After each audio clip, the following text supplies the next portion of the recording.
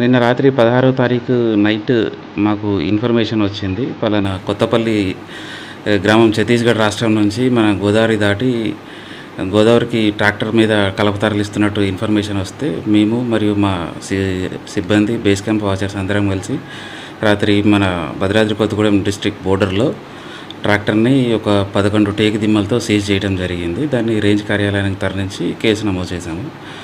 అలాగే ఎవరు కూడా ఇల్లీగల్‌గా టేక్ కానీ ఏదైనా స్మగ్లింగ్ చేస్తూ దొరికితే వాళ్ళపైన చట్టరీత్యా కఠినమైన చర్యలు తీసుకుంటామని చెప్పి తెలియజేస్తున్నాం అటవీ శాఖ. నా పేరు రాజేష్, సెక్షన్ ఆఫీసర్ వద్దిపేట అండి.